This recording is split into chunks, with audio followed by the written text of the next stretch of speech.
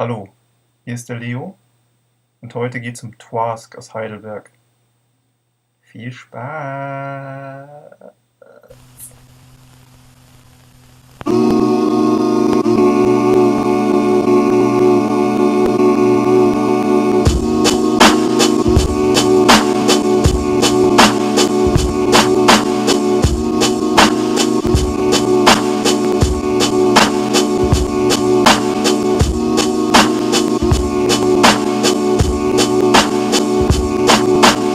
Mach mal die dümmste Frage direkt am Anfang.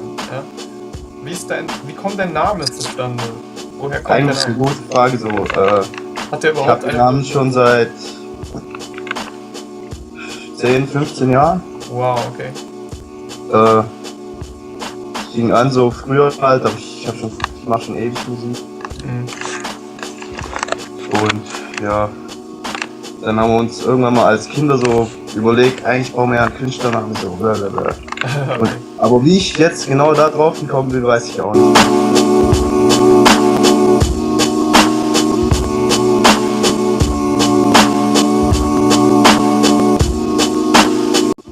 Das ist ja hier so ein Beatmacher-Podcast, soll es ja sein. Also, was natürlich brennend interessiert ist, wie arbeitest du eigentlich so? Also, welche Software und Hardware benutzt du so und was machst du da so am liebsten? Bist du ein MPC-Benutzer oder wie sieht's aus? Ja. Lieber Software? Also Software habe ich eigentlich so ziemlich den billigsten Schrott jetzt mit. Ja, ich auch. Also, Ich arbeite zum Beispiel mit einem Music Maker. aha. Ja, es gibt viele Leute, die sowas benutzen und damit die dopeste Scheiße überhaupt fabrizieren. Fruity Loops habe ich, dann arbeite ich mit Audacity Mhm. und das war's eigentlich. Alles klar. Wie sieht denn die Kette so aus? Samplest du die von Vinyl und dann direkt in den Computer rein oder Internet-Samples oder was? Ja, ich ziehe mir immer den Scheiß aus dem Internet so. Ja, mach ich auch zur Hälfte mindestens. Also ich würde schon gern von Vinyl was holen, aber es kostet halt auch seinen Preis und ich bin schon ein armer Schlucker. Ja.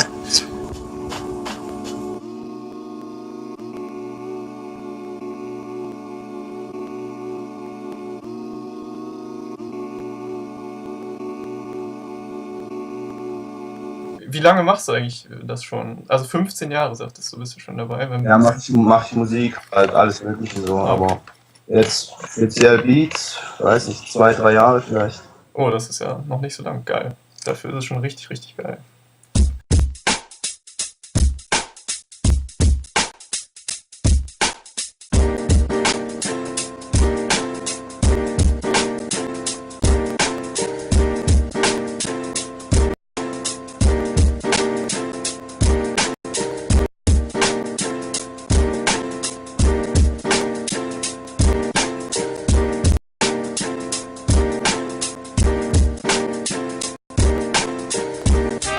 Wie wichtig findest du das Wissen über Mixing und Mastering und Produktion im Gegensatz zu dem Gear und der Software, die man benutzt? Dann hat sich die Frage ja eigentlich schon von selbst beantwortet. Also, oder Eigentlich, für mich zählt eigentlich nur das Endprodukt, was dabei rauskommt. Genau. Also, solange es dope klingt, dann passt die Sache.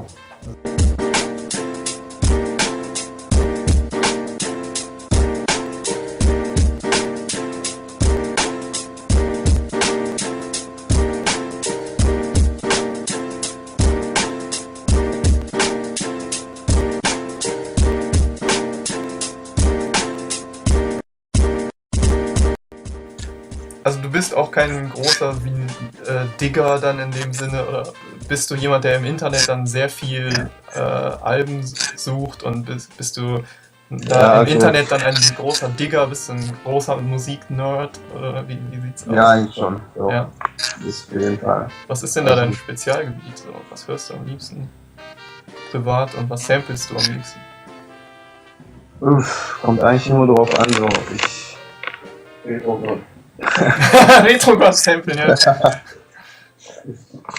Ja gut, den sample ich ja nicht, aber Nee, das sollte man auch nicht tun. also ich sample gern so Soundtracks oder so. Also wenn ich irgendwie in einer Serie oder einem Film irgendwas Cooles höre, dann check ich gleich ab, was es ist. Cool. Hat dich da irgendwas in letzter Zeit besonders geflasht von den Soundtracks oder so? Gibt es da was Besonderes? Also ich war letztens in Django drin, im Film, und da fand ich den Soundtrack eigentlich schon richtig geil. Mhm. Ja, der ist halt noch nicht draußen. Also den werde ich mir auf jeden Fall auf Vinyl holen. Das ist das Fundament einer Erfolgsreligion, die Unterdrückung einer berechtigten Frage. Aber alle jubeln und freuen sich, keiner merkt. Und warum freut sich niemand? Weil die Bedeutung des gesprochenen Wortes nie tendiert. Davon müssen wir uns verabschieden. Deswegen gehe ich auch da. Ich bin auch nur ein Symbol. Das Bedeutende am gesprochenen Wort, es war eine Kommunikationsmethode. Es ist es nicht mehr. Es ist nur noch Methode zur Verwirrung. Sie können alles sagen, aber nur weil es keine Bedeutung mehr hat. Sie können auch Nonsens sagen, es fällt nicht zurück. Man darf heute Wörter sagen wie Minus sagst du. Was hast du denn vorher, welches Instrument, sagen wir mal, hast du gespielt oder hattest du ein besonderes, das du vorher gespielt hast? Bei mir jetzt angefangen mit E-Gitarre. Mhm. Dann hatte mein Bruder Schlagzeug. Hast du da in Bands gespielt und was für Musik hast du gemacht am liebsten? Was haben wir gemacht? Eigentlich so alles. Okay. Ein bisschen, ja, so rockmäßig, so ein bisschen Metal halt. Dann, was ich eigentlich auch jeden fragen möchte in dieser Serie ist, weil ich habe immer das Gefühl, in dieser Beatmacher-Szene wird viel zu wenig Wissen geteilt und Leute sind sehr verschlossen im Gegensatz zu anderen Szenen, so in der Dubstep-Szene zum Beispiel. Ich bin jetzt nicht der größte Dubstep-Fan der Welt, aber was ich an dieser Szene super finde, ist, dass die Leute halt megamäßig viel Wissen austauschen über Produktionen, über irgendwelche Tricks, die sie mal gelernt haben. So. Und darum wollte ich einfach mal fragen, ob du in den 3 Jahren oder so, die du jetzt Beats machst, vielleicht einen tollen, coolen Trick gelernt hast oder so, der dich direkt aufs nächste Level gebracht hat, der dich richtig geflasht hat, oder ob dir da irgendwas Besonderes einfällt. Also das entsteht eigentlich immer so Kann spontan. auch was Philosophisches sein. Gute Frage.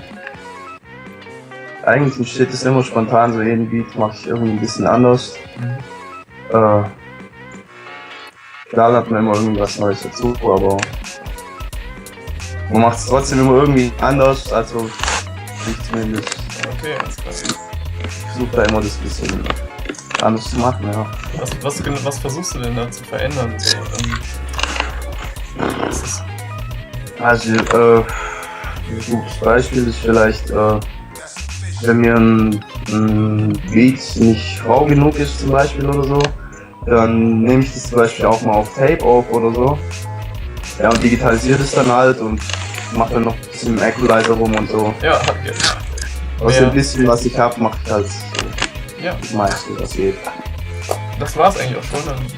Gibt es noch irgendwas, was du sagen möchtest oder was du promoten möchtest? Was machst du denn jetzt gerade im Moment? Oder gibt es irgendwas, was du rausbringst, was Leute... Ja, ich habe jetzt vor, demnächst ein Pro-Tape rauszubringen.